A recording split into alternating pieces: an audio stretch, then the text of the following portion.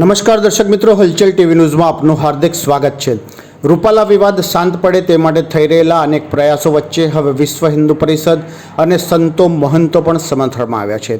વિશ્વ હિન્દુ પરિષદ દ્વારા એક પત્ર લખવામાં આવ્યો છે, જેમાં અપીલ કરવામાં આવી છે કે બંને પક્ષો દ્વારા હિન્દુ સંસ્કૃતિની મર્યાદાને ધ્યાનમાં રાખી આ મામલે સમાધાન કરવું જોઈએ। સમગ્ર મામલે અખિલ ભારતીય સંત સમિતિના રાષ્ટ્રીય અધ્યક્ષ અવિચલ દેવાચાર્યજી મહારાજ દ્વારા એક ઇન્ટરવ્યૂમાં જણાવવામાં આવ્યું જે ઘટના ઘટી છે તે ચોક્કસથી નિંદનીય છે।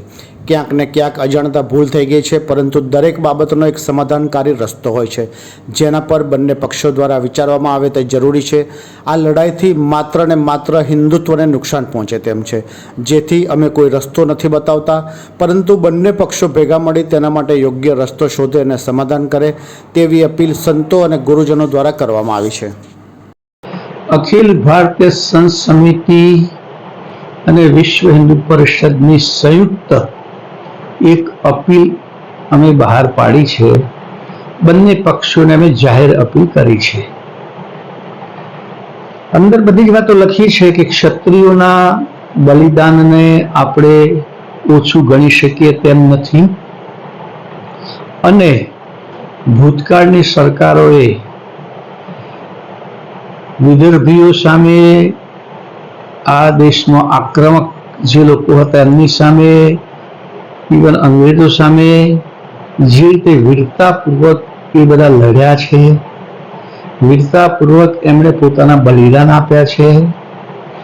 પોરસથી માંડીને લઈએ તો શિવાજી સુધી અને છેલ્લે મહારાણી લક્ષ્મીબાઈ સુધી, આ બધા જ રાજવી પરિવારોએ આ દેશની રક્ષા માટે પોતાનું સર્વસ્વ સમર્પણ કર્યું છે, જે ગત સરકારોએ ઇતિહાસમાં એની બહુ ઓછી નોંધ લીધી છે। પરંતુ વર્તમાન સરકારે આ ઇતિહાસને બહુ સારી રીતે વર્ણવ્યો છે, સારી રીતે જાહેર કર્યો છે। એટલે આ સરકારનો પણ અભિગમ છે કે જે આપણો અસલ ઇતિહાસ છે એ ઉજાગર થાય। એટલે અમે એવું નથી માનતા કે ભારતીય જનતા પાર્ટીના લોકો એ ક્ષત્રિયોના બલિદાનને ઓછું વાંકે છે અથવા એની અવગણના કરે છે। ક્યાંક થોડું ગડબડ થઈ ગઈ છે ચોક્કસ, અને જે કંઈ બોલાયું છે એને પણ અમે સખ્ત શબ્દોમાં વખોડીએ છીએ કે આ કયા સંજોગોમાં બોલાવ્યું, કયા સંદર્ભમાં બોલાવ્યું એનું અમને પણ આશ્ચર્ય છે।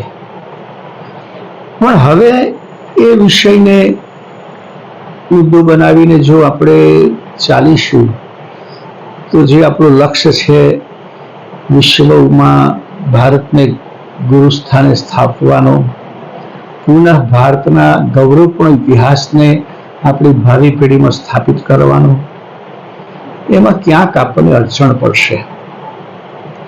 એટલે હું બંને પક્ષને, અમારી અખિલ ભારતીય સંત સમિતિના સંતો અપીલ કરે છે કે આપ ભેગા બેસો, આનો સમાધાનનો કોઈ રસ્તો શોધો, અને પ્રતિષ્ઠાનો પ્રશ્ન બનાવ્યા સિવાય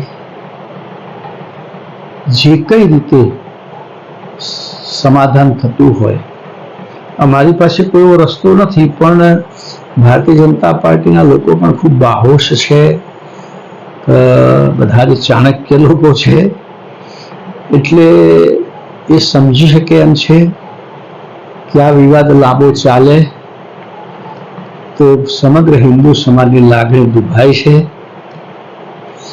અને અમે તો સમરસતામાં માનીએ છીએ। દરેક સમાજે પોતપોતાની સ્થિતિ પ્રમાણે, પોતપોતાની કક્ષાએથી આ દેશની, આ રાષ્ટ્રની, આ સમાજની સેવા કરી છે। કોઈ સમાજ એવો નથી જેમાં 100% માણસો શુદ્ધ છે, અથવા કોઈ સમાજ એવો પણ નથી કે જેમાં બધા લોકો ખોટા છે। એટલે એ વ્યક્તિગત વિષય છે, બાકી સમાજે સમર્પણ કર્યું છે। તો અમે સંતોએ બેસીને, અમારા વિશ્વ હિન્દુ પરિષદના લોકો અને ખાસ અખિલ ભારતીય સંત સમિતિના બધા સંતો, હમણાં પણ અમે તોરણીઓમાં મળ્યા ત્યારે પણ મનમાં અમારી ચિંતાને મેં ત્યાં જાહેરમાં પણ ચિંતા વ્યક્ત કરી, એટલે એને શબ્દ સ્વરૂપે અમે આ અપીલ પહોંચાડીએ છીએ કે તમે બધા ભેગા બેસી, તમે એક જ છો, અને ભૂતકાળમાં જેમણે રાષ્ટ્ર માટે બલિદાન આપ્યું છે એમણે પણ આ વખતે બલિદાન તો આપવું જ રહેશે અને સત્તાધારી પક્ષે પણ પૂરું વલણ દાખવવું પડશે અને સરસ રીતે સમાધાન થઈ જાય એવી અમારી બધાને અપીલ છે. મેં આગળ તેમ કહ્યું, અમે કોઈને કહેતા નથી કે આ નમતું જોખે કે આ નમતું જોખે. બેસીને કંઈક કરો અને અમારી ચિંતાને દૂર કરો, બસ આટલી અમારી આમાં અપીલ છે. ये है हलचल टीवी नेटवर्क और आप देख रहे हैं हलचल टीवी न्यूज। हर हलचल पर नजर, हर हलचल की खबर।